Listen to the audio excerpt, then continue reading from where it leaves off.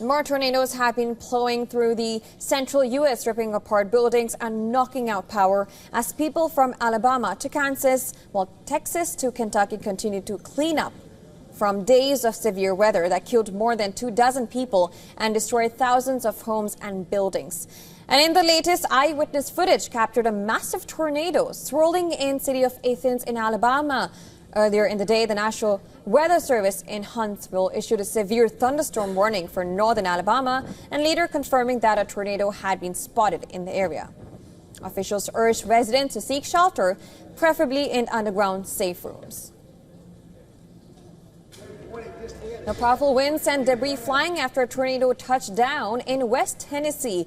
The video that you see on your screen was released on social media by Tennessee Highway Patrol showed debris swirling in the air after strong gusts tore off the roof of a factory in the city of Jackson. The facility was evacuated and no injuries were reported. Now, multiple tornadoes have threatened the southeast as non-stop severe weather killed 28 people in recent days, and it's entering its final stretch with millions in the eastern half of the United States still in the path of dangerous storms. Tornado watches were in effect for parts of 11 states that you see on your screens, with damaging wind gusts, hail and heavy rain also possible in any storm. More than 7 million people are at risk of strong tornadoes, with severe weather underway in parts of Mississippi, Ohio, and Tennessee valleys. The threat includes areas already battered by this spring's storms, like western Kentucky and western Tennessee.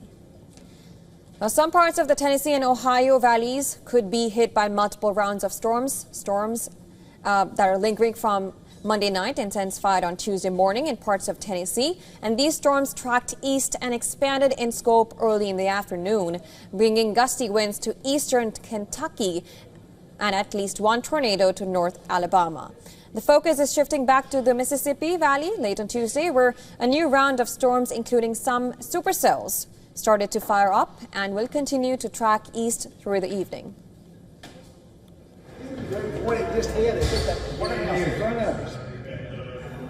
Holy crap. Yeah, heck yeah, it did. Well, the largest wetland in the United States, the Florida Everglades, is suffering from extreme drought. Water shortages have killed fish and endangered alligators.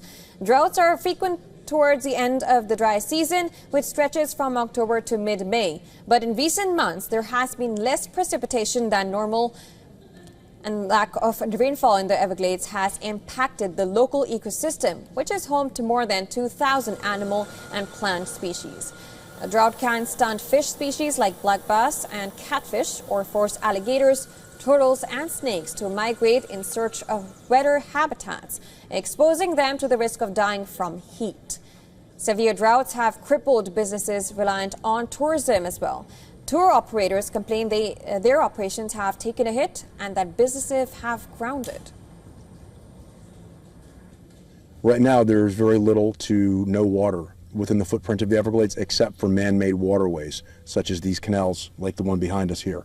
This is the type of blow that we're very glad doesn't come every year. This is going to be a very tough year for us financially, but we'll just ask the good Lord to make up for it in another part of the year. Now, the current weather situation has been further exacerbated by man-made harm in the region. Over the last century, authorities diverted the natural course of the water to allow urban and agricultural growth in South Florida. That has altered the wetland. That was the remedy, past mistakes.